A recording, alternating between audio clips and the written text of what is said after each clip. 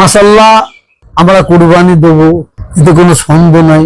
আমরা আনন্দ করব, আমরা জাতি ধর্ম বর্ণ নির্বিশেষে সকলকে নিয়ে যেমন আমরা আনন্দ করি, ঈদ উদযাপিত করি, সেইভাবে ঈদ উদযাপিত করব। শুধু অসুবিধাটা কোথায় আমাদের একটাই, এই নতুন সরকার ক্ষমতায় আসার পরে গরু কুরবানিটা নিষিদ্ধ করেছে এবং কোর্ট থেকে যেটা 1950 সালে মনে হচ্ছে নিষিদ্ধ করেছে, সেই অনুযায়ী আমরা গরু কুরবানি দেবো না।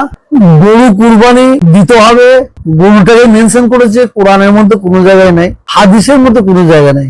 প্রিয় পশু, হালাল পশুকে কুরবানি করার জন্য বলা হয়েছে। কিন্তু আমাদের বাংলার মানুষের, সারা ভারতবর্ষের মানুষের প্রশ্ন একটা, আইন তো সবার জন্য সমান হওয়া উচিত। আমার বাংলায় গরু জবাই হবে না, কেরালায় গরু জবাই হবে, অন্য এক রাজ্যে গরু জবাই হবে, এটা তো আইন বললাম। আইন তো ভারতবর্ষের আইনটা একটাই সমান হবে, সংবিধান যেটা বলছে।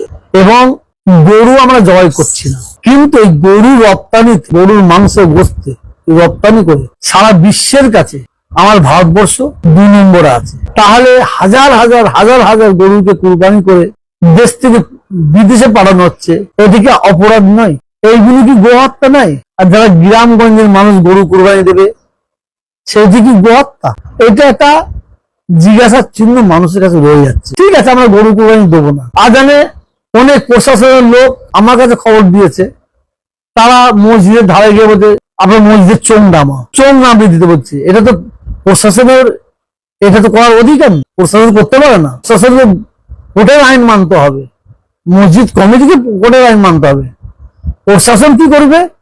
মসজিদের সাউন্ডটা কমানোর জন্য বলবে, যেভাবে সাউন্ড বলা হয়েছে। সাধারণ মানুষ পুরো মসজিদের ধারে গিয়ে বলবে যে মসজিদ থেকে চোখ নামিয়ে দাও, এটাও তাদের বলা অধিকার নাই। গরু বেচা কেনা হচ্ছে, গাড়ি করে গরু নিয়ে যাচ্ছে, সেখানে প্রশাসন ধরবে লিগ্যাল কাগজপত্র আছে কিনা। লিগ্যাল থাকলে ঠিক আছে, ইনলিগ্যাল থাকলে প্রশাসন তার ব্যবস্থা নেবে। ওখানে সাধারণ মানুষ গরুর গাড়ি দাঁড় করিয়ে দিয়ে তারা যারা গরু বিক্রি করতে যাচ্ছে, কি করে দিতে যাচ্ছে, তারা ধরে মারধর করবে। তারা কিভাবে আইন হাতে তুলে নিতে পারে? এই অধিকার তো তাদের নাই। অতএব আমি পশ্চিমবঙ্গের মুখ্যমন্ত্রীকে বলবো, সাধারণ মানুষ থেকে প্রশাসন ব্যক্তিরা, তারাও যেন এই সরকারকে সামনে রেখে কোনো মিসইউজ না করে, এটা দেখার দরকার আছে। ইসলামিক আইন আর দেশের আইন, দুটো আইন আছে। একটা পার্সোনাল ল, একটা দেশের ল, দুটো আছে। আমাকে দেশের আইনও মানতে হবে, পার্সোনাল লটা মানতে হবে। যদি আজকে বলে দেয় কোরআন শরীফ পড়া যাবে না, তো এটা কি মুসলমান মেনে নেবে? যদি বলা হয় মুসলমানদের সব হিন্দু হতে হবে, এটা কি সবাই মেনে নেবে? গরু যারা কিনেছে তাদের মন খারাপ করে কোনো লাভ নেই। তাহলে এই গরুটাকে নিয়ে কি করবেন? এই গরু নিয়ে কি কাজ আপনার? যারা কিনে ফেলেছে তাদের হলে বলছি, ওই গরুটাকে আপনারা বিক্রি করবেন। আমি ইসলামিক লটা বলছি, বিক্রি করে দিয়ে ওই গরুটার অর্থ, যা পয়সা পাবেন, ওই পয়সাটা নিয়ে আপনার পাশের গরিবগুলোকে আপনারা বিতরণ করে দেন, এতিমখানায় বিতরণ করে দেন, মাদ্রাসায় বিতরণ করে দেন। আর যদি গরিব বিক্রি করে দেয়, আপনি খাসি কিনতে পারেন, চাউল কিনতে পারেন। এতে মন খারাপ হওয়ার কোনো ব্যাপার নেই।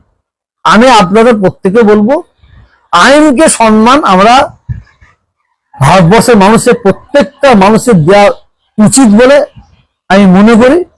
আমরা ভারতবর্ষের মানুষ, আমরা এই ভারতে জন্মেছি, এই ভারতেই আমাদের মৃত্যু হবে, এই ভারতেই আমাদের মাটি হবে। অতএব ভারতকে, আইনকে আমরা সম্মান সারা জীবন দিয়ে এসেছি, দিয়ে যাব। কিন্তু এই আইনটা যেন সকলের জন্য সমান হয়। এসকেওয়ালার জন্য একটা আইন, আর তহা হুজুরের জন্য একটা আইন, মুখ্যমন্ত্রীর জন্য একটা আইন, প্রধানমন্ত্রীর জন্য একটা আইন, এটা কিন্তু সংবিধানে বলা নেই। আইন সবার জন্য সমান, দেশ একটা, আইন একটা হবে।